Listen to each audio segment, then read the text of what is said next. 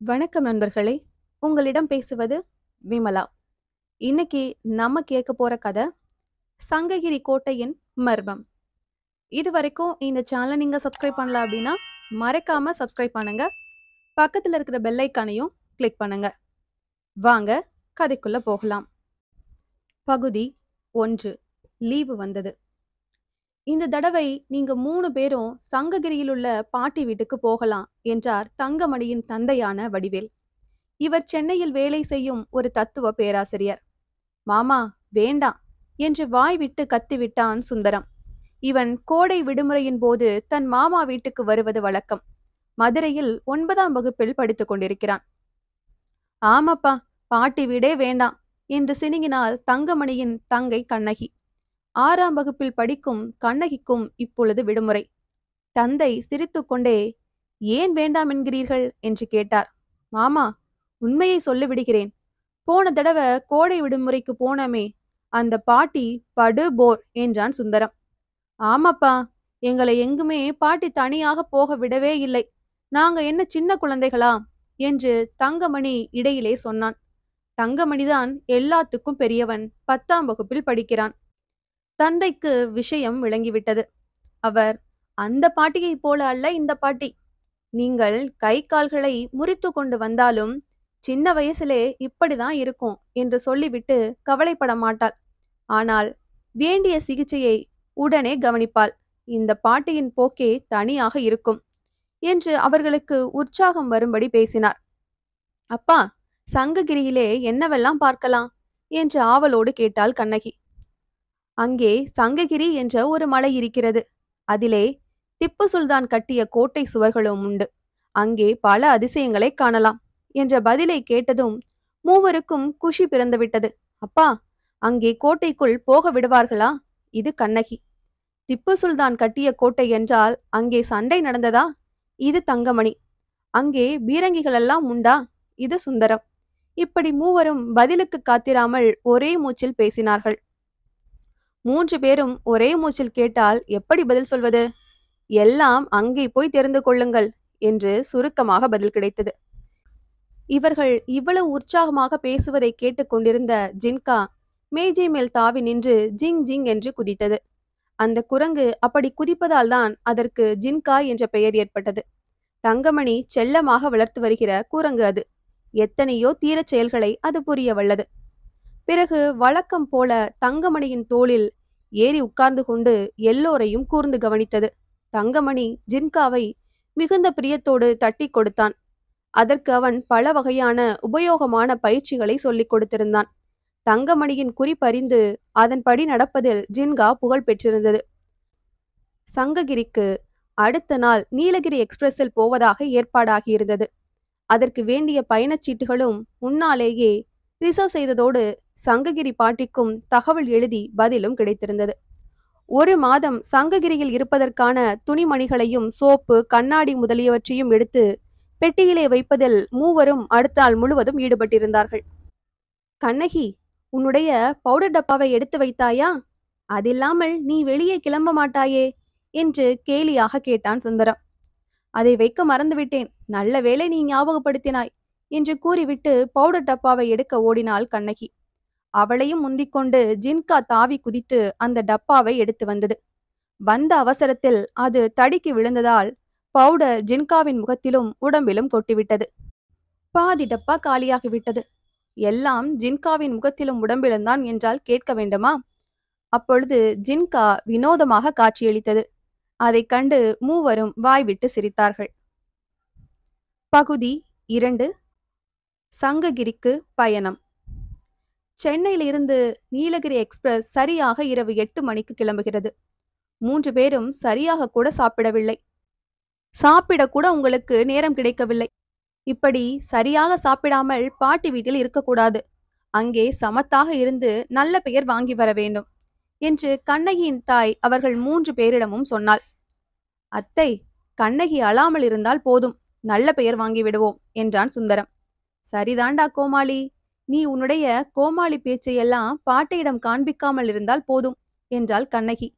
கண்ணகியின் தாயார் இவர்கள் பேசுவதை ரசித்து கொண்டே தான் தயார் செய்து வைத்திருந்த தேன்குழல் முதலிய பலகாரங்களை ஒரு பெரிய டப்பாவில் போட்டு கொண்டிருந்தாள்.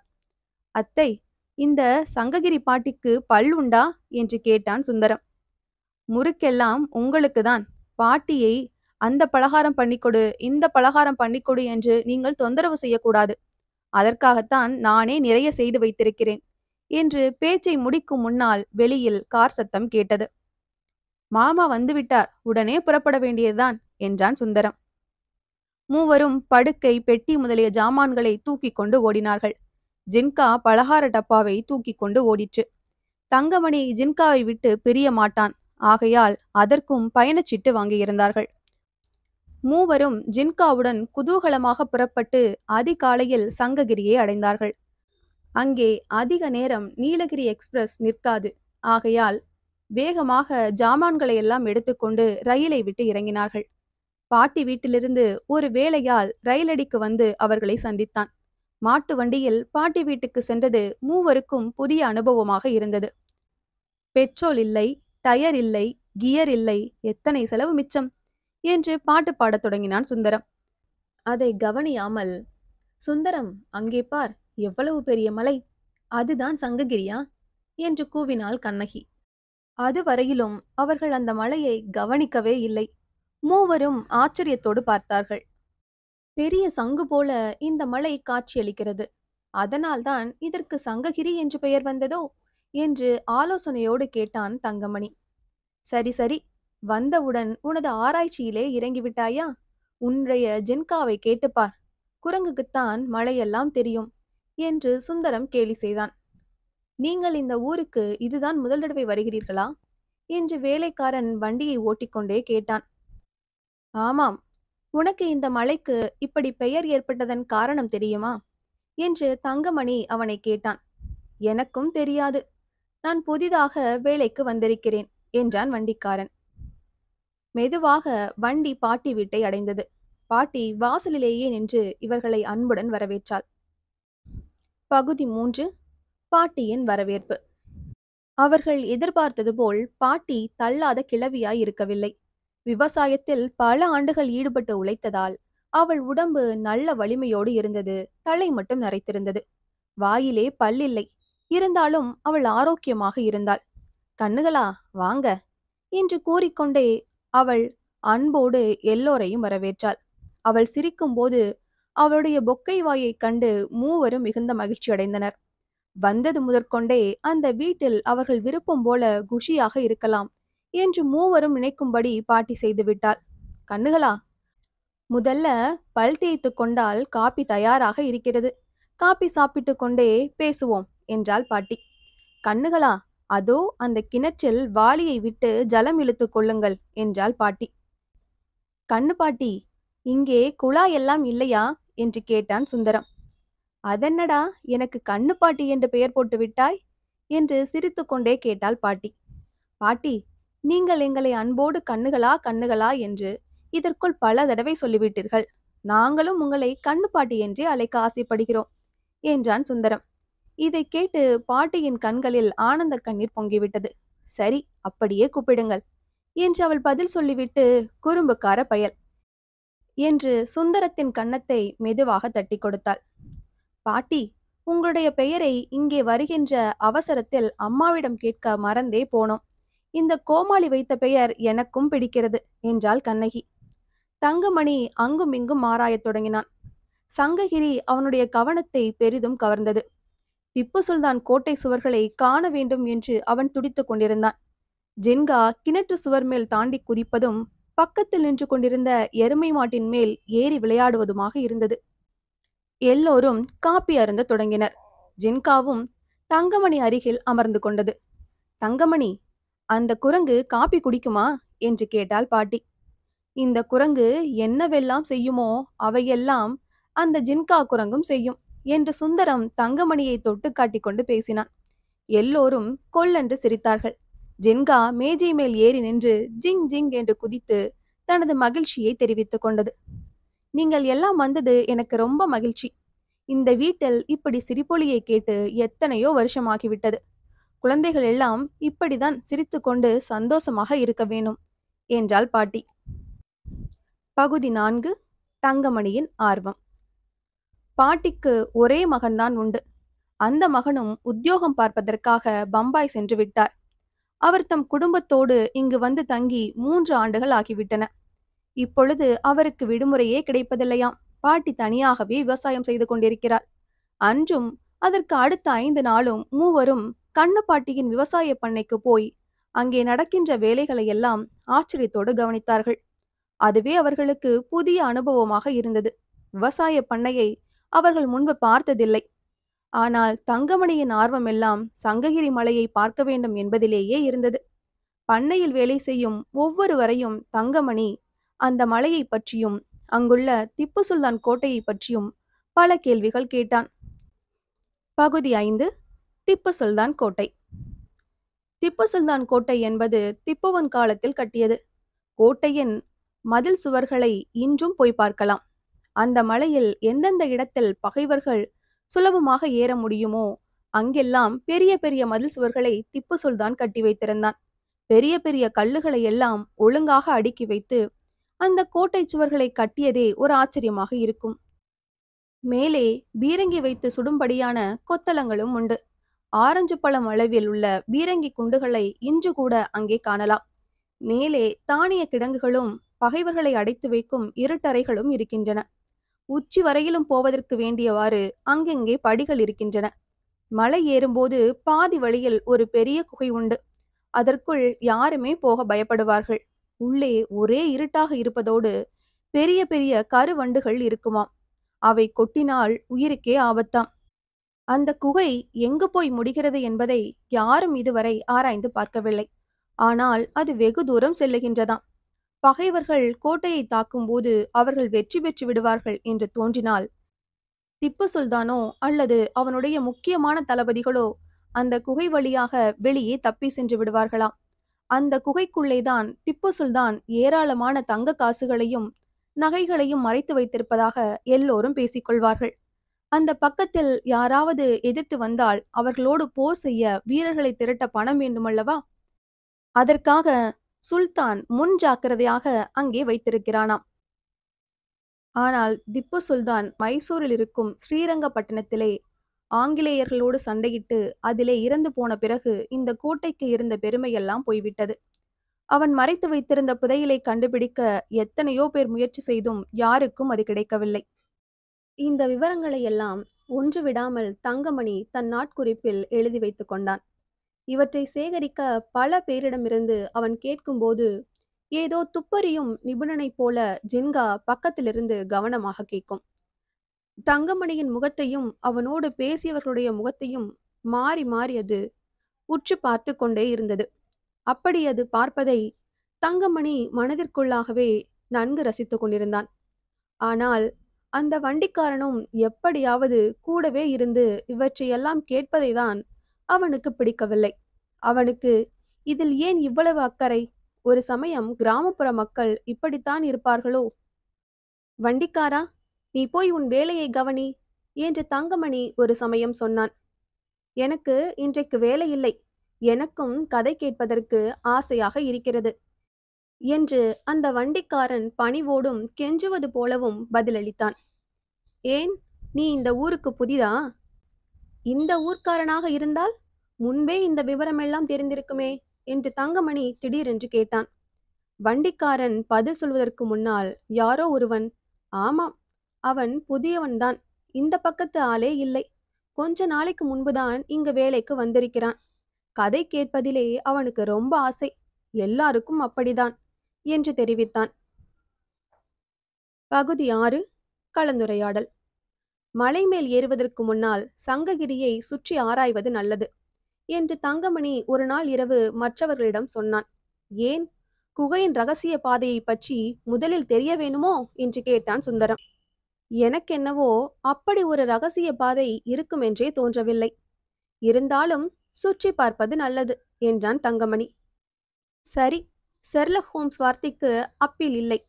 நீ பிடித்தால் ஜின்கா பிடிதானே என்றான் சுந்தரம். என்னடா, குரங்கு பிடி என்றா சொல்கிறாய் என்று கோபித்து கொண்டாள் கண்ணகி. அம்மா, கண்ணகி, உனக்கு கோபம் வந்தால் உலகமே தீப்பட்டு அழிந்து போகுமே. கொஞ்சம் கோபத்தை தணித்துக்கொள் என்று கூறி நகைத்தான் சுந்தரம். இவர்கள் பேசிக் கொண்டிருந்ததை கேட்டு ரசித்துக் கொண்டே கண்ணு பாட்டி அவர்களிடம் வந்தாள். நாளைக்கு கிரிவலம் வரப்போகிறோம் என்று முந்திக் கொண்டான் சுந்தரம். அப்படியா? சங்ககிரி மலையை சுற்றி வருவதென்றால் ரொம்ப தூரம் நடக்க வேண்டுமே. வழியும் சரியாக இராது. வேண்டுமானால் காட்டு மாரியம்மன் கோவில் வரை போய் வரலாம் என்றாள் பாட்டி. காட்டு மாரியம்மனா? அங்கே ஏதாவது விசேஷம் உண்டா என்று ஆவலோடு கேட்டான் தங்கமணி. அந்த கோயிலை பற்றி என்னவெல்லாமோ சொல்வார்கள். அதற்குள்ளே ஒரு குகை இருக்கிறதாம்.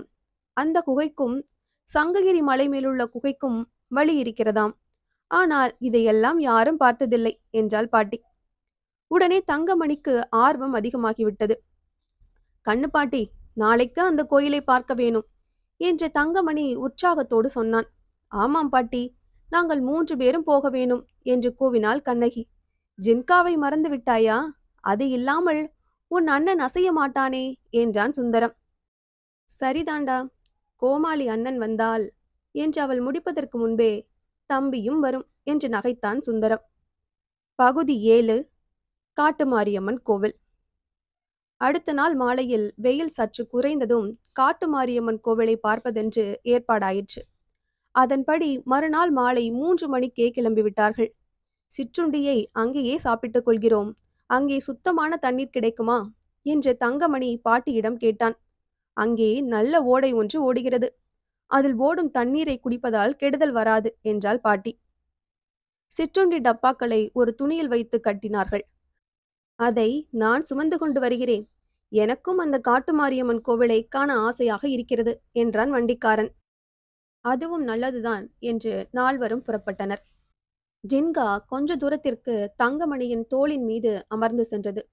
பிறகு காட்டுத்தடம் வரவே மரங்களில் தாவி தாவி அது முன்னால் போகலாயிற்று. சுமார் 5 கிலோமீட்டர் நடந்து காட்டுமாரியம்மன் கோவிலை அவர்கள் அடைந்தனர். முதலில் சிற்றுண்டியை சாப்பிட்டு விடுங்கள் என்றான் வண்டிக்காரன். அவனுக்கு பசி எடுத்து விட்டது போலும். மேலும் பாட்டி வீட்டு பலகாரங்கள் அவனுக்கு எப்பொழுதும் கிடைக்காதல்லவா? பாட்டி கோதுமை அல்வா அவர்களுக்கென்று ஸ்பெஷலாக செய்து வைத்திருந்தாள். அத்துடன் முறுக்கு, வடை எல்லாம் இருந்தன. ஜின்ஹாவுக்கு ஹல்வா பிடிக்கவில்லை. ஆனால் வடையை வாயில் போட்டு குதப்பி குதப்பி நன்றாக சாப்பிட்டது. வண்டிக்காரன் பாடுதான் கொண்டாட்டம். மற்ற மூவரும் அவசரம் அவசரமாக ஏதோ சாப்பிட்டார்கள்.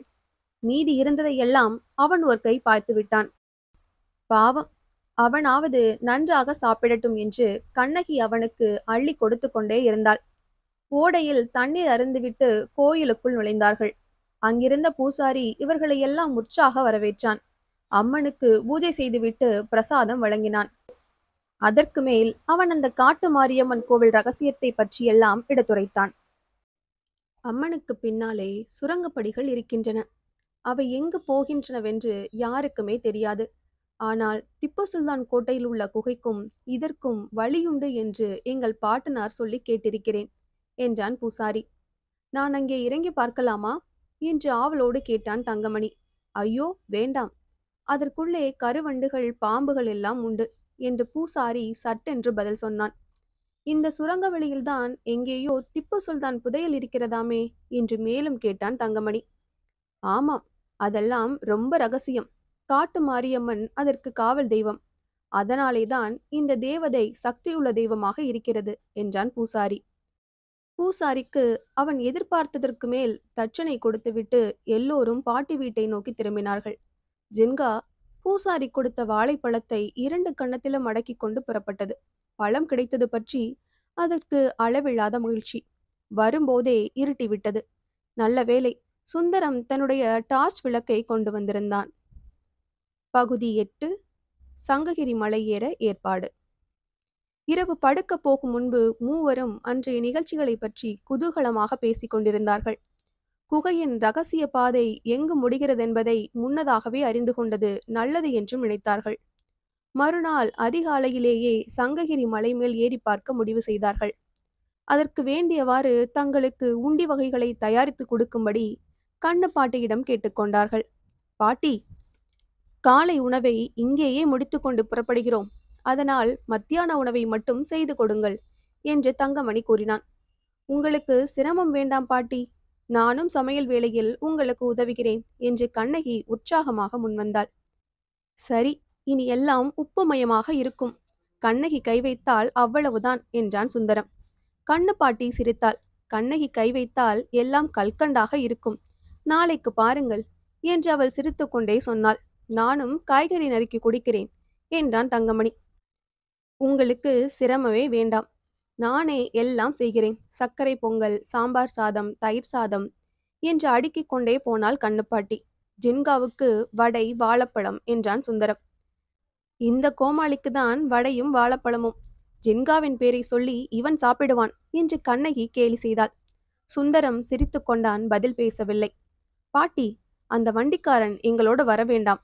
நாங்கள் தனியாகவே எல்லாம் பார்த்து வருகிறோம் என்று தங்கமணி கேட்டுக்கொண்டான். காலையில் இட்லி, தோசை, அடை எல்லாம் பாட்டி தயார் செய்து வைத்திருந்தாள். சாப்பிட்டதும் மலைக்கு புறப்பட்டார்கள். வண்டிக்காரன், நானும் வந்தால் உணவு மூட்டையை எடுத்துக்கொள்ள வசதியாக இருக்குமே என்று தலையை சொரிந்தான். இன்றும் நல்ல உணவு வகைகள் கிடைக்கும் என்று அவன் எதிர்பார்த்தானோ என்னவோ. இல்லை, அவர்களே போய் பார்த்து வரட்டும். நீ வேண்டுமானால் தனியாக ஒரு நாளைக்கு போய் வரலாம் என்று கண்ணு பாட்டி கண்டிப்பாக கூறிவிட்டாள். அது அவனுக்கு கொஞ்சம் ஏமாற்றமாகவே இருந்தது. பகுதி 9. சங்ககிரி கோட்டை. அடே அப்பா, எவ்வளவு பெரிய கோட்டை கதவு என்று சுந்தரம் ஆச்சரியத்தோடு கூவினான். பெரிய பெரிய பாறாங்களை எல்லாம் வைத்து எப்படிதான் இந்த சுவர்களை கட்டினார்களோ என்று கண்ணகி ஆச்சரியப்பட்டாள். ஆங்கிலேயரை இந்த நாட்டிலிருந்து விரட்டிவிட வேண்டும் என்று திப்பு சுல்தான் கங்கணம் கட்டி கொண்டிருந்தான். அவனுடைய துணிச்சலுக்கும் வீரத்திற்கும் எல்லையே இல்லை. இருந்தாலும் அவனுடைய எண்ணம் நிறைவேறாமல் போய்விட்டது என்று தங்கமணி விளக்கினான். வேகமாக மலையில் ஏறி மலையின் மத்திய பாகத்தில் உள்ள குகையை அடைந்தார்கள். ஜின்காவுக்கு மலை மேல் ஏறுவதில் தனிப்பட்ட உற்சாகம். சுந்தரம் குகைக்குள் சில அடி தூரம் நுழைந்து பார்க்க முயன்றான். சுந்தரம், முதலில் மலை உச்சிக்கு போவோம். அங்குள்ளவற்றையெல்லாம் பார்த்துவிட்டு திரும்பி வரும்போது இந்த குகையை ஆராய்வோம் என்றான் தங்கமணி. அவன் சொன்னபடியே எல்லோரும் சங்ககிரியின் சிகரத்தை நோக்கி விரைந்தார்கள். அங்கிருந்து பார்த்தால் ஒரு பெரிய மலைச்சரிவு தென்பட்டது. அங்கே கொத்தளங்களை அமைத்து அவற்றில் பீரங்கியை வைத்து சுடுவதற்கு வேண்டிய வசதிகள் செய்யப்பட்டிருந்தன. மலைச்சரிவின் வழியாக விரோதிகள் மேலே வரக்கூடும். அப்படி வந்தால் பீரங்கியை பயன்படுத்தலாம் என்று முன் யோசனையோடு செய்திருக்கிறார்கள் என்று தங்கமணி விளக்கம் தந்தான். அப்பா, இந்த இரும்பு குண்டு எத்தனை கனம் என்று கண்ணகி கூவினாள். ஜின்கா அதை 2 கைகளாலும் தூக்கி பார்த்துவிட்டு தொப்பென்று கீழே போட்டது. பீரங்கியை எப்படியடா சுடுவார்கள் என்று சுந்தரம் கேட்டான். இவையெல்லாம் அந்த காலத்து பீரங்கிகள். இவற்றை வைத்து கொண்டுதான் ஆங்கிலேயர் இந்தியாவை கைப்பற்றினார்கள். திப்பு சுல்தான் பிரெஞ்சுக்காரருடைய உதவியை கொண்டு பீரங்கிகளையும் துப்பாக்கிகளையும் வரவழைத்து தனது வீரர்களை அதில் பயிற்சியும் கொடுத்திருந்தான். இருந்தாலும் அவனால் ஆங்கிலேயரை நாட்டை விட்டு வெளியேற்ற முடியவில்லை என்றான் தங்கமணி. அதற்கு மேல் தானிய கிடங்குகளை பார்வையிட்டார்கள். ஒரு பக்கத்திலே கைதிகளை அடைத்து வைக்கும் இருட்டறை இருந்தது. உள்ளே செல்லுவதற்கு வேண்டிய வழி மேல்பாகத்தில் இருந்தது. அதை ஒரு பெரிய மரக்கதவால் மூடியிருந்தார்கள். 3 பேரும் மிகவும் சிரமப்பட்டு அதை தூக்கினார்கள். உள்ளே ஒரே இருட்டாக இருந்தது. அதற்கு மேல் அதை பார்க்க அவர்கள் விரும்பவில்லை. தானிய கிடங்கில் பல பகுதிகள் இருந்தன. வெவ்வேறு வகையான தானியங்களையோ அரிசி, பருப்பு போன்ற உணவுக்கு வேண்டிய பொருட்களையோ அவற்றில் சேமித்து வைப்பதற்கு ஏற்றவாறு அவைகள் அமைந்திருந்தன. கோட்டையை முற்றுகையிட்டாலும் 6 மாதத்திற்கு உள்ளே உணவு பஞ்சம் ஏற்படாது என்றான் தங்கமணி. அந்த காலத்தில் நாம் பிறந்திருக்க வேண்டும். அப்பொழுது நேராக எல்லாவற்றையும் பார்த்திருக்கலாம் என்றான் சுந்தரம். வேண்டவே வேண்டாம். சண்டை என்றால் எத்தனையோ பேர் சாவார்கள். நமக்கு சமாதானம்தான் வேண்டும். அப்பொழுதுதான் நமது நாடு என்று கண்ணகி கூறி முடிப்பதற்குள், சரி, ஆரம்பித்து விட்டாயா உன் பிரசங்கத்தை? நான் ஏதோ தமாஷாக சொன்னால் என்று இழுத்தான் சுந்தரம். உனக்கு எல்லாம் தமாஷ்தான், வேறு என்ன தெரியும் என்று குத்தலாக பேசினாள் கண்ணகி. உனக்கு நகைச்சுவை உணர்வே இல்லை என்று தெரியும் என்று நகைத்தான் சுந்தரம். தங்கமணி இவர்கள் பேசுவதை கவனிக்கவே இல்லை. அவன் துருதுருவென்று சுற்றிலும் ஆராய்வதிலேயே நாட்டமாக இருந்தான். பிறகு அவர்கள் உச்சியில் இருந்த ஒரு சுனையை பார்த்தார்கள். அதன் மேல் ஒரு பாறை சுனையின் 3/4 பாகத்தை மூடுவது போல கவிந்திருந்தது. அதனால் சுனையில் உள்ள சுத்தமான நீர் குளிர்ச்சியாக இருந்தது. குடிப்பதற்கும் நன்றாக இருந்தது. அந்த சுனைக்கு பக்கத்தில் அமர்ந்து அவர்கள் தாங்கள் கொண்டு வந்திருந்த உணவை அருந்தலானார்கள். கண்ணு பாட்டி ரொம்ப ஜோர், எல்லாம் நன்றாக தயார் செய்திருக்கிறாள் என்றான் சுந்தரம். தங்கமணி உணவை வாயில் போட்டுக்கொண்டே ஏதோ ஆழ்ந்த யோசனையில் இருந்தான். என்னடா பெரிய யோசனை? கோட்டையைத்தான் பிடித்தாகிவிட்டதே என்று கேலி செய்தான் சுந்தரம். கோட்டையை பார்த்துவிட்டோம், ஆனால் புதையல் இருக்கும் இடத்தை இன்னும் கண்டுபிடிக்க முயற்சி செய்யவில்லையே என்று தங்கமணி தனது யோசனையின் காரணத்தை விளக்கினான். அதைத்தான் கோட்டை விட்டுவிட்டோம் என்றான் சுந்தரம். ஒருவேளை புதையல் என்பதெல்லாம் வெறும் கற்பனையா என்று சிந்தித்தான் தங்கமணி. ஜின்கா வாயில் உணவை போட்டு கன்னத்தில் அடக்குவதும் பிறகு மெல்லுவதுமாக இருந்தது. அதற்கும் நல்ல பசி. காட்டு மாரியம்மன் கோவிலுக்கு செல்லும் சுரங்க வழியில்தான் புதையல் இருக்க வேண்டும் என்று கண்ணகி திடீரென்று சொன்னாள். ஆகா, இதோ ஒரு துப்பறியும் சாம்பு, இல்லை சாம்பி, மிஸ் ஷெர்லக் ஹோம்ஸ் என்று கூறி நகைத்தான் சுந்தரம். ஆகா, எத்தனை பெரிய ஜோக் அடித்து விட்டான். உனக்கு ஜோக் சுந்தரம் என்று பட்டம் கொடுக்கலாம் என்று கண்ணகி சளைக்காமல் பதில் அம்பு தொடுத்தாள். எதற்கும் சீக்கிரமாக அந்த குகையை போய் பார்த்து விடுவோம். ஒருவேளை கண்ணகி சொன்னதே உண்மையாக இருக்கலாம் என்று தங்கமணி கூறிவிட்டு காலியான இலைகளை எல்லாம் சுருட்டி ஒரு பக்கத்தில் வீசினான். பகுதி 10. குகையின் ரகசியம். எல்லோரும் குகையை நோக்கி ஆவலோடு புறப்பட்டனர். கீழே இறங்குவது அவ்வளவு சிரமமாக இருக்கவில்லை. மேலும் குகையை காண வேண்டும் என்ற ஆர்வத்தால் சீக்கிரமாகவே அங்கு போய் சேர்ந்தார்கள். வெளியில் நல்ல வெளிச்சம் இருந்தும் குகைக்குள்ளே ஒரே இருட்டாக இருந்தது. தங்கமணி டார்ச் விளக்கை போட்டுக்கொண்டே உள்ளே எச்சரிக்கையாக நடந்தான். ஜின்கா அவனை தொடர்ந்து சென்றது. கண்ணகி அடுத்தபடியாக சென்றாள்.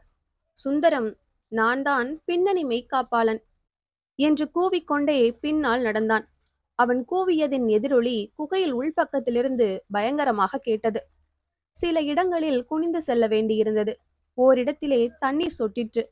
அதனால் அந்த இடத்திலே ஏதோ நெஞ்சு கலங்கும்படியான ஓர் ஒலி கேட்டது. அண்ணா என்று கண்ணகி தங்கமணியின் கையை பற்றினாள். அது ஒன்றுமில்லை, தண்ணீர் சொட்டுவதால் உண்டாகும் சத்தத்தின் எதிரொலிகள் மாறி மாறி உள்ளேயே சுற்றுவதால் இப்படி வினோதமான ஒலி கேட்கிறது என்று தங்கமணி அவளுக்கு தைரியம் ஊட்டினான். அவனுடைய பேச்சும் வினோதமாக எதிரொலித்து அவன் கூறியதை உண்மை என்று காட்டிற்று. வவ்வால்கள் உள்ளிருந்து திடீர் திடீர் என்று பறந்து வெளியே ஓடின. ஆனால் அவை யார் மேலும் மோதாமல் அந்த இருட்டில் பறந்தது அனைவருக்கும் ஆச்சரியமாக இருந்தது. அந்த ஊர் மக்கள் கூறியவாறு அங்கு கருவண்டகள் ஒன்றும் இல்லை. வவ்வால்களைத்தான் அப்படி எண்ணினார்கள் போலிருக்கிறது. குகைக்குள்ளே சுமார் 60 மீட்டர் சென்ற பிறகு ஒரு சிறிய திருப்பம் காணப்பட்டது. தங்கமணி ஆவலோடு அதில் நுழைந்தான். மற்றவர்களை எல்லாம் அங்கேயே நிற்க சொல்லிவிட்டு அவன் மட்டும் ஜின்காவோடு அதில் கொஞ்ச தூரம் சென்றான். ஆனால் அந்த திருப்பத்திற்கு மேலே 1 மீட்டர் வரிதான் வழி இருந்தது. அத்துடன் குகை முடிந்து விட்டது. விளக்கை போட்டு அவன் துருவி துருவி பார்த்தான். அதற்கு மேல் வெறும் பாறைதான் தென்பட்டது. அவன் திரும்பி வந்து அனைவருக்கும் அந்த உண்மையை சொன்னான். எல்லோருடைய உற்சாகமும் திடீரென்று மங்கிவிட்டது. அந்த பூசாரி எல்லாரையும் ஏமாற்றி பணம் பறிக்கிறான். சுரங்க பாதை என்று காட்டு மாரியம்மன் சிலைக்கு பின்னால் 2-3 படிகளை காட்டி பணம் சம்பாதிக்கும் எத்தனவன் என்றான் சுந்தரம். நான் அப்பவே நினைத்தேன் என்றாள் கண்ணகி. நினைத்து என்ன செய்கிறது? சொல்லி இருக்க வேண்டாமா என்று கோபித்து கொண்டான் சுந்தரம். அவனுடைய கொடுவாள் மீசையை பார்த்து நான் பயந்து விட்டேன் என்று விளக்கம் தந்தாள் கண்ணகி. சரி, குகைக்குள் இருந்து கொண்டே பேசினால் எதிரொலி குழப்பம்தான் காதில் விழுகிறது. முதலில் வெளியே போவோம். போகும்போது மற்றொரு தடவை குகையின் பாறை சுவர்களை நன்றாக பார்த்து விடுவோம் என்று தங்கமணி கூறினான். புதையல் எல்லாம் வெறும் கதை. கண்ணகிக்கு வைர மூக்குத்தி போச்சு என்றான் சுந்தரம். போடா அசடு, இந்த காலத்திலே யார் மூக்குத்தி போடுகிறார்கள்? அதிகமாக நகை அணிந்து கொள்வதே அநாகரிகம். அதோடு புதையல் கிடைத்தால் அது அரசாங்கத்திற்கு சேர வேண்டியது. நீயே வைத்துக் கொள்ளலாம் என்று நினைக்காதே என்று கண்ணகி முடிப்பதற்கு முன்னே, ஒரு குட்டி பிரசங்கமே செய்துவிட்டாய், புதுமை பெண் வாழ்க என்றான் சுந்தரம். தங்கமணி இவர்களுடைய பேச்சை எல்லாம் காதில் போட்டுக்கொள்ளவே இல்லை. அவன் டார்ச் விளக்கை போட்டு 2 பக்கத்திலும் உள்ள குகையின் பாறை சுவர்களை கூர்ந்து கவனித்து கொண்டே வந்தான். சில இடங்களில் அங்கே கிடந்த சிறு கல்லை கொண்டு கீறி பார்த்தான். தட்டி தட்டியும் பார்த்தான். ஓரிடத்திலே பாறையிலே செங்கல் சுவர் வைத்திருந்தது. அதுவும் பாறையோடு பாறையாய் ஒரே கருப்பாக தோன்றினாலும் செங்கல் என்பதை தங்கமணி கண்டுகொண்டான். இங்கே பார், இங்கே எதற்கு செங்கல் சுவர் வைத்திருக்கிறார்கள் என்று தங்கமணி தன் உள்ளத்தில் தோன்றிய சந்தேகத்தை வெளிப்படையாக பேசினான். திப்பு சுல்தானை கேள் என்றான் சுந்தரம். அடடா, இன்னும் ஒரு பெரிய ஜோக் என்று கண்ணகி நகைத்தாள். தங்கமணி, சுந்தரம், கடப்பாரை இருக்கிறதா? இதை நாம் ஆராய்ந்து பார்க்க வேண்டும் என்று ஏதோ ஆழ்ந்த யோசனையோடு கேட்டான். சுந்தரம் தன் கேலி பேச்சையெல்லாம் விட்டுவிட்டு காரியத்தில் இறங்கினான். கடப்பாரை இங்கு எப்படி கிடைக்கும்? நாம் மூன்று நடப்பதற்காக கொண்டு வந்த கெட்டியான கல்மூங்கில் களி இருக்கிறது. அது உபயோகப்படுமா என்று பார்ப்போம் என்று கூறிவிட்டு தங்கமணி காட்டிய செங்கல் சுவரை இடிக்க முயன்றான். அண்ணா, இங்கே ஒரு கல் கிடக்கிறது, அதை கொண்டு சுவரை இடிக்கலாமா பார் என்றாள் கண்ணகி. தங்கமணி அந்த கல்லை கொண்டு சுவற்றின் மேல் ஓங்கி ஓங்கி போட்டான். சுந்தரம் மூங்கிற் களியால் குத்தினான். இருவருடைய முயற்சியால் செங்கல் சுவரின் கொஞ்சம் கொஞ்சமாக பிளவு உண்டாயிற்று. அந்த பிளவுக்குள்ளே 3 மூங்கில் குச்சிகளையும் ஒன்றாக புகுத்தி நெம்புகோல் போல பயன்படுத்தி மூவரும் சேர்ந்து நெம்பினார்கள். செங்கல் சுவர் சுமார் 1/2 மீட்டர் அகலம் இருக்கும். அது பெயர்ந்து தடால் என்று கீழே விழுந்தது. நல்ல வேளை, மூவரும் குகையின் உள்பக்கத்தில் இருந்தார்கள். அதனால் அவர்கள் மேல் அது விழவில்லை. ஜின்கா மட்டும் மறுபக்கத்தில் நின்று இவர்கள் செய்வதை உன்னிப்பாக பார்த்து கொண்டிருந்தது. சுவர் விழும்போது அது ஒரு தாவு தாவி தப்பிக்கொண்டது. ஜின்கா, நீ சுவரின் அடியில் அகப்பட்டிருந்தால் சட்டினி ஆகி இருப்பாய். தங்கமணி உயிரையே விட்டிருப்பான் என்று கூவினான் சுந்தரம். அதே வார்த்தைகளை குகை பலமுறை எதிரொலித்தது. மூவரும் சுவருக்கு பின்னால் என்ன இருக்கிறது என்று ஆவலோடு பார்த்தார்கள். அங்கே ஒரு சிறிய குகை தென்பட்டது. தங்கமணி டார்ச் விளக்கை உள்ளே காண்பித்தான். அதை ஒரு சிறிய குகை போல குடைந்து வைத்திருக்கிறார்கள். அதற்குள்ளே பெட்டி ஒன்று காணப்பட்டது. அந்த குகைக்குள்ளே யாரும் நுழைய முடியாது, அவ்வளவு சிறியது அது. ஜின்கா என்று கூப்பிட்டு தங்கமணி ஏதோ சமிக்சை செய்தான். உடனே ஜின்கா உள்ளே புகுந்து அந்த பெட்டியை தூக்கி வந்தது. இதில் ஏதோ ரகசியம் இருக்க வேண்டும். இல்லாவிட்டால் இப்படி பாறையை குடைந்து அதற்குள் பெட்டியை வைத்த பிறகு எதற்காக செங்கல் சுவர் வைக்கிறார்கள் என்று தங்கமணி யோசனையோடு சொன்னான். அதில்தான் புதையல் இருக்குமோ என்று சுந்தரம் கேட்டான். புதையலாக இருக்க முடியாது.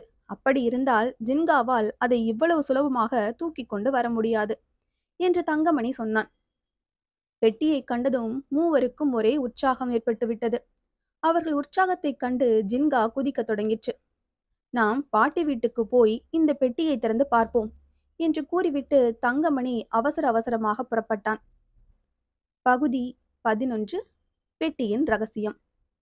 பாட்டி வீடு சென்றதும் சிற்றுண்டி அருந்த கூட அவர்களுக்கு எண்ணமில்லை. பெட்டியை திறந்து பார்ப்பதையே முதல் வேளையாக வைத்துக் கொண்டார்கள். பாட்டியிடம் ஒரு சுத்தியல் கேட்டு வாங்கி தங்கமணி பெட்டியின் பூட்டை உடைத்தான். பல 100 ஆண்டுகளுக்கு முன்பு அந்த குகையில் மறைத்து வைத்ததால் அந்த இரும்பு பூட்டு துருப்பிடித்திருந்தது. அதனால் அது எளிதில் திறந்து கொண்டது. ஆவலோடு மூவரும் உள்ளே என்ன இருக்கிறது என்று பார்த்தார்கள். உள்ளே ஒரு வரைபடம் தான் இருந்தது. பூ, இதுதானா? இதற்கா இத்தனை ரகசியம் என்றான் சுந்தரம். முதலில் வரைபடத்தை ஆராய்ந்து பார்ப்போம், அதில் ஏதாவது உண்மை கிடைக்கும் என்று தங்கமணி கூறிவிட்டு அப்படத்தை கூர்ந்து கவனித்தான். மற்றவர்களும் அப்படியே ஆவலோடு பார்த்தார்கள். அவர்கள் கூர்ந்து பார்ப்பதைக் கண்ட ஜின்காவும் அருகில் வந்து படத்தை உற்று பார்த்தது. இதோ இது புதையல் இருக்கும் இடத்தை காட்டும் வரைபடம். சந்தேகமே இல்லை. புதையல் தானிய கிடங்கின் ஒரு பகுதியில் இருக்கிறது. அந்த இடத்தை இது நன்றாக காட்டுகிறது. யாருக்கும் தெரியாதபடி அங்கே ஒரு ரகசிய அறை இருக்கிறது. அதற்குள் புதையலை வைத்து செங்கல் சுவர் வைத்திருக்கிறார்கள் என்று தங்கமணி உற்சாகத்துடன் சொன்னான். ஆமாம், எனக்கும் நன்றாக இப்போது விளங்குகிறது. பருப்பு போட்டு வைக்கும் கிடங்கில் அந்த ரகசிய அறை இருக்கிறது. நான் கண்டுபிடித்து விட்டேன் என்று சுந்தரம் கத்தினான். புதையலை அங்கே வைத்துவிட்டு எதற்காக வரைபடத்தை குகையில் வைத்திருக்கிறான் என்று கேட்டாள் கண்ணகி. ஏதாவது காரணம் இருக்க வேண்டும். அதை நாம் உடனே விளங்கிக் கொள்ள முடியவில்லை என்றான் தங்கமணி. புதையல் இருக்கும் இடத்தை காட்டும் வரைபடம் நமக்கு கிடைத்துவிட்டது, அவ்வளவுதானே வேண்டியது என்றான் சுந்தரம். ஏண்டா இப்படி கத்தினாய்? யார் காதிலாவது விழப்போகிறது என்று கண்ணகி எச்சரித்து விட்டு சுற்றும் முற்றும் பார்த்தாள். ஆனால் புதையல் இருக்கும் ரகசிய அறையை பற்றி தெரிந்ததும் அவர்கள் உற்சாகம் மிதமின்றி விட்டது. அதை பற்றி மாறி மாறி பேசிக்கொண்டே இருந்தார்கள். இந்த கோடை விடுமுறை மிகுந்த குதூகலம் தருகிறது என்று தங்கமணியும் உரத்து கூவினான்.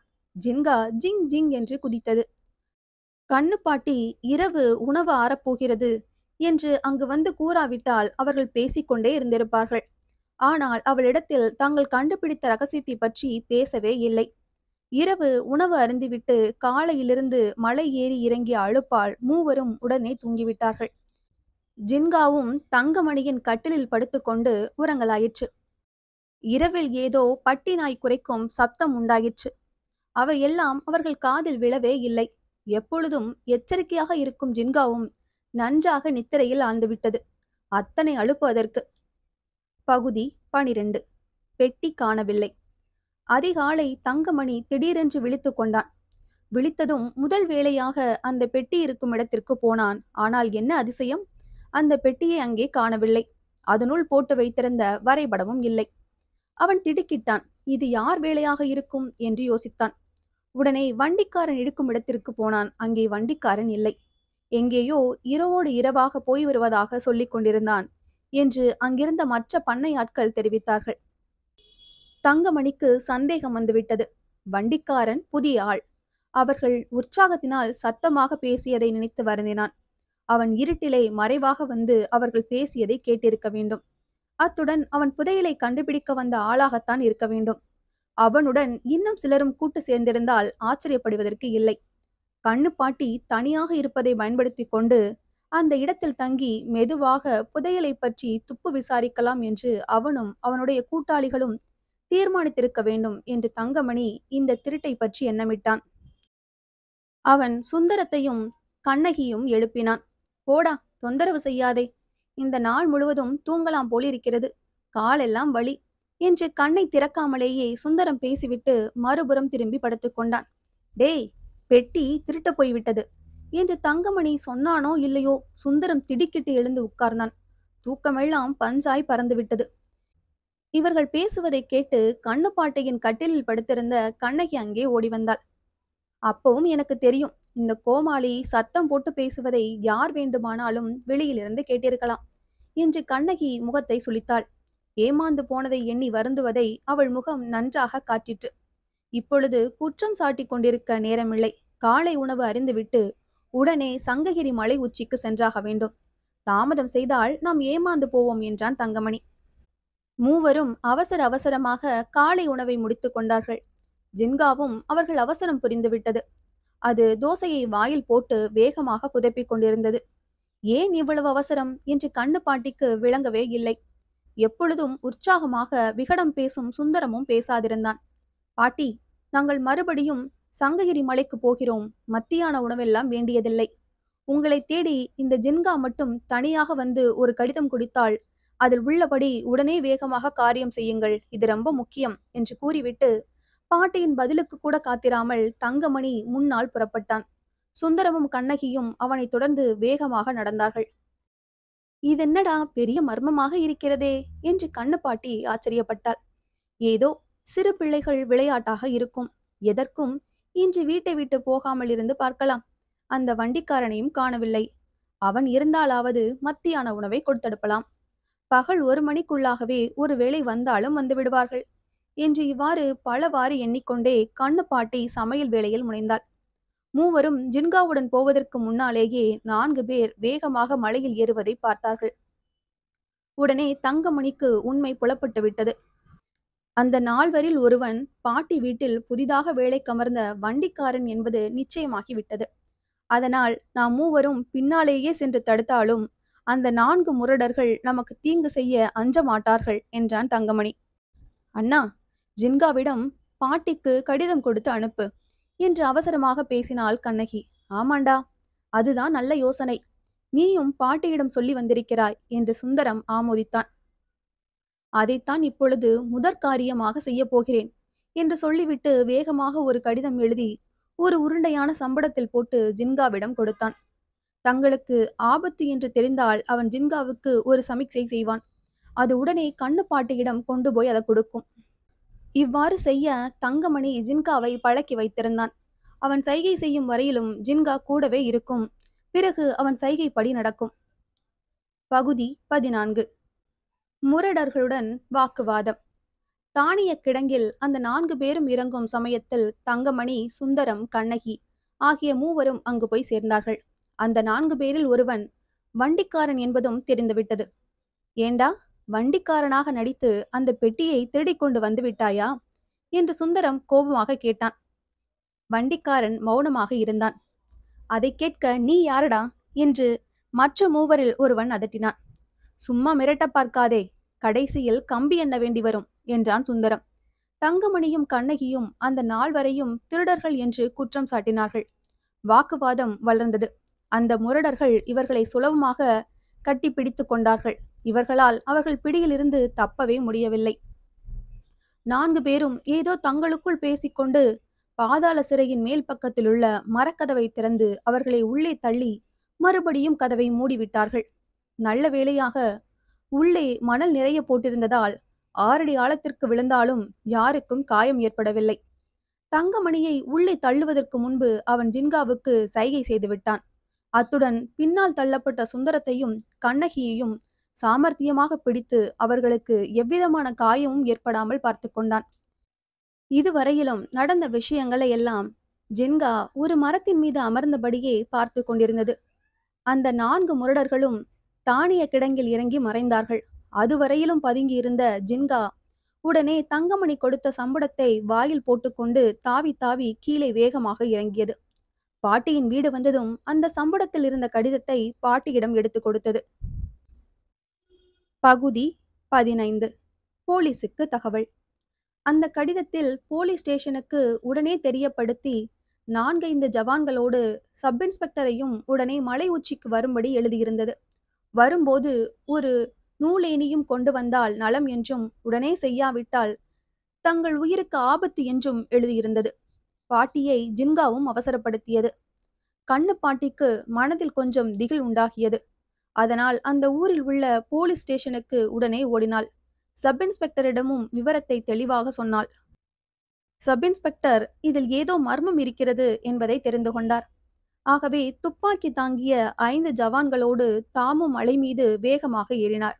ஜின்கா அவர்களுக்கு வழிகாட்டியாக முன்னால் நடந்தது.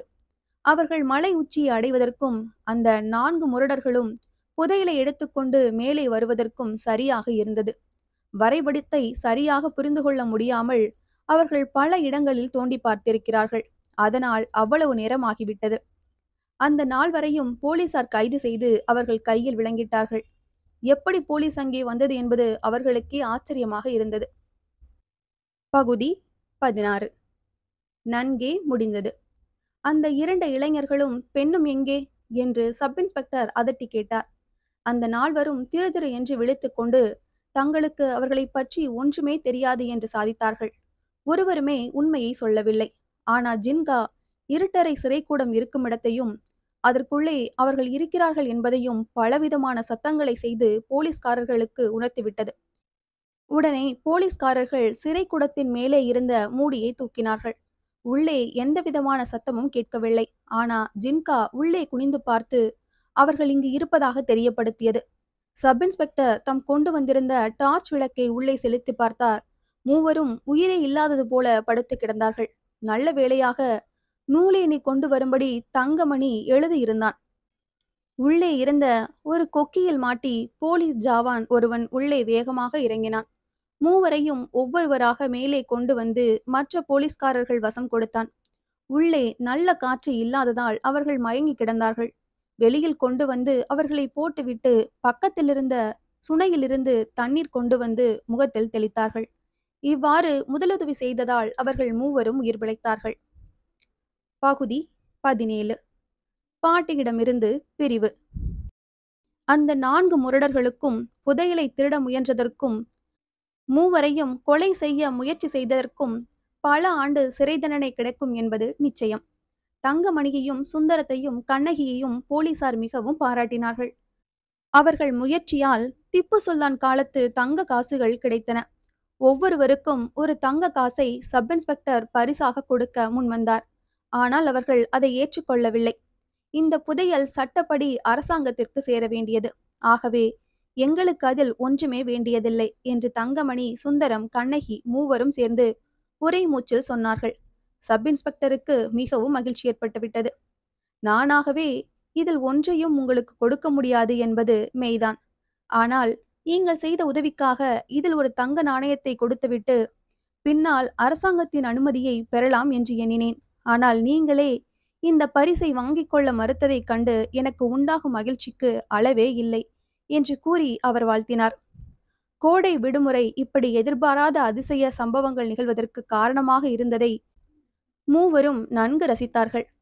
கண்ணு பாட்டி, உங்கள் உதவியால் தான் நாங்கள் அந்த திருடர்களிடமிருந்து தப்பினோம். உங்களை எப்பொழுதும் மறக்க மாட்டோம் என்று தம் நன்றியை மகிழ்ச்சியோடு தெரிவித்தார்கள். கண்ணு பாட்டி அந்த குழந்தைகளின் அன்பைக் கண்டு ஆனந்த கண்ணீர் வடித்தாள். ஜின்காவின் குதூகலம் சொல்லி முடியாது. அது குதித்து குதித்து தன் மகிழ்ச்சியை தெரியப்படுத்தியது. சுந்தரம் அதனோடு சேர்ந்து ஆட ஆரம்பித்து விட்டான். மற்ற இருவரும் அவனை பின்தொடர்ந்து ஆடினார்கள். கண்ணுகளா, நீங்கள் மூவரும் ஜின்காவோடு இங்கேயே இருந்து விடுங்கள் என்று இன்ப மிகுதியால் கண்ணு பாட்டி தெரிவித்தாள். அதெப்படி முடியும் பாட்டி? கோடை விடுமுறைக்கு பின் நாங்கள் எங்கள் ஊருக்கு சென்று படிக்க வேண்டாமா? ஆனால் நீங்கள் அன்போடு கண்ணு என்று சொல்வதை நாங்கள் நினைத்து கொண்டே இருப்போம் என்று குளறி குளறி சுந்தரம் சொன்னான். ஆமாம் பாட்டி, நீங்கள் கண்ணு என்று சொல்வது எங்களுக்கு அமுதமாக இருக்கிறது. இந்த கோமாளி அதே வார்த்தையை சொன்னா எப்படி இருக்கிறது என்று கண்ணகி கூறினாள். அனைவரும் வாய்விட்டு சிரித்தார்கள். கண்ணுகளா, வாங்க, உங்களுக்கு இன்றைக்கு தனி விருந்து வைத்திருக்கிறேன் என்று கூறி கண்ணு பாட்டி அவர்களை உள்ளே அழைத்து கொண்டு போனாள். இன்னும் விடுமுறையில் பல நாள் இருந்தன. ஆனால் உடனே புறப்பட்டு போய் அம்மாவுக்கும் அப்பாவுக்கும் இந்த சம்பவங்களை எல்லாம் நேரில் கூற வேண்டும் என்றால் கண்ணகி. தங்கமணியும் அதையே தெரிவித்தான். பாட்டி, உங்களை பிரிய மனமில்லாவிட்டாலும் உடனே புறப்பட்டு போக துடிக்கிறோம் என்றான் சுந்தரம். அவர்களுடைய உற்சாகத்தைக் கண்டு பாட்டி இணங்க வேண்டியதாயிற்று. உடனே தந்தி கொடுத்துவிட்டு அன்று இரவே சென்னையை நோக்கி புறப்பட்டார்கள். ஜென்கா ஜிங் ஜிங் என்று ஒரு முறை ஆடி காண்பித்துவிட்டு கண்ணு பாட்டியிடம் விடை பெற்று கொண்டது. இந்த கதை உங்களுக்கு பிடிச்சிருந்ததுன்னா லைக் பண்ணுங்க, ஷேர் பண்ணுங்க, சேனலை மறக்காம சப்ஸ்கிரைப் பண்ணுங்க. அடுத்த கதையில சந்திக்கலாம்.